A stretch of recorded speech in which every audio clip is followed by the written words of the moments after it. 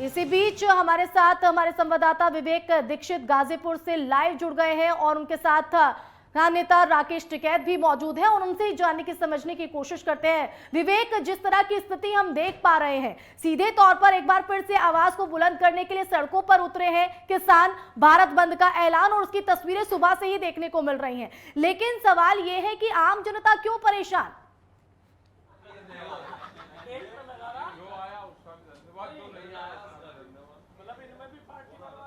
बिल्कुल ये कहना गलत नहीं होगा। जिस समय सुबह की जो तस्वीरें थी साफ तौर पे बयां कर रही थी, क्योंकि जिस तरीके से देखा जाए, अगर हम चिल्ला बॉर्डर की बात करें या फिर गाजीपुर बॉर्डर या सिंगू बॉर्डर की, तो लगातार जो जाम था वो लोगों को झेलना पड़ रहा था। आखिर सबसे बड़ी बात यह है कि जिससे से जो जाम लगा था वो जो आम जनता है वो क्यों इस जाम को उसकी सजा भोग रही थी। उसके लिए हमारे साथ राकेश टिकैत हम बात करेंगे। राकेश जी, एक चीज बताइए, देखिए जाम लगा हुआ था लगातार, आप लोग 10 महीने से तो प्रदर्शन आपका चल ही रहा है, तो जो जाम लगा था इसमें आम जनता का क्या कसूर है जो सुबह से आम जनता उसका सामना कर रही थी? एक दिन के लिए अगर उन्हें कष्ट झेलना है तो किसानों के लिए उन्हें कष्ट झेलना, और इसमें बीजेपी के लोग पूर्ण रूप से जिम्मेदार हैं। पहली बार भी वो होते थे, भारत बंद होते थे, बहुत रिलीफ लोगों को मिलती थी, वो उस रिलीफ को भारत बंद फ्लॉप हुआ वो संज्ञा देते थे। ये पूर्ण रूप से उन पे भारत बंद होता है तो लोग इंगे तिंगे से लोग निकल जाते हैं। आज भी सिर्फ हाईवे के ऊपर लोग थे और जो बराबर के रास्ते थे वो पूरे खुले हुए थे, तो लोगों ने उसका इस्तेमाल करा है। राकेश जी, भारत बंद का कितना असर देखने को मिला है और कहाँ देखने को मिला? पूर्ण रूप से सब जगह रहा।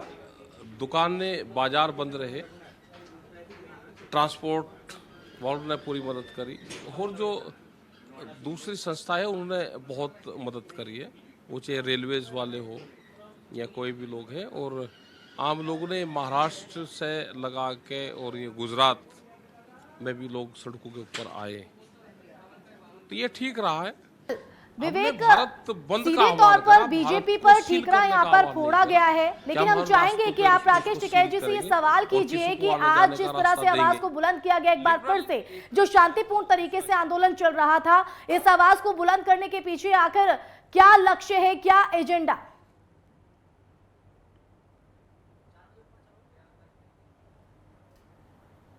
देखिए 10 महीने से जो सफर चल रहा था आपका, लगातार प्रदर्शन चल रहे थे चारों बॉर्डरों पे दिल्ली के, तो क्या लक्ष्य रहा कि ये भारत बंद है, इससे क्या लक्ष्य मिलेगा, आगे क्या प्राप्ति हो सकती है आप लोगों को?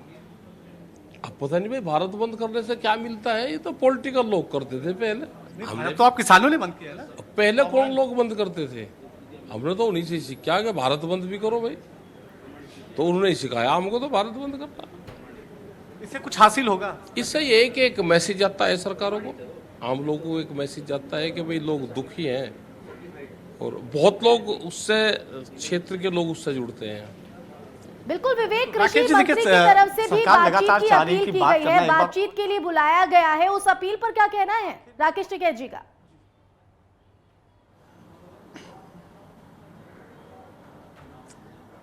बिल्कुल, कृषि मंत्री की तरफ से एक बार फिर आप लोग की अपील की गई कि किसान आए, बैठे, बात करें, आके जो उनकी समस्याओं को है उसमें जो संशोधन हो सकता है वो किया जाएगा। वो जिस दिन बातचीत करेंगे हम चले जाएंगे, वो जब बुलाएंगे तो हम चले जाएंगे। तो अवसर तो कृषि मंत्री बार बार दे रहे हैं, झूठ कह रहे हैं, लोगों को धोखा दे रहे हैं, झूठ कह रहे हैं। उनका तो कहना है साफ तौर पर कि किसानों के लिए दरवाजे खुले हैं, हमेशा जब चाहे वो तब आकर बात कर सकते हैं। झूठ कह रहे हैं,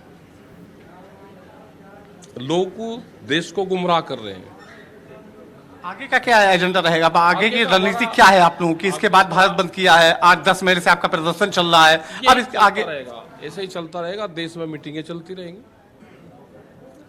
जो ये कर्मकांड कर रहे हैं उसके बारे में जानकारी देश को देते रहेंगे। देखिए किसानों के प्रति कहीं ना कहीं सरकार सोच रही है। देखिए गन्ना में क्विंटल में 25 रुपए की बढ़ोतरी की गई है, हालांकि पिछले साल नहीं किया गया था, इस साल किया गया है, तो क्या उम्मीदें थी आपको, क्या लग रहा था?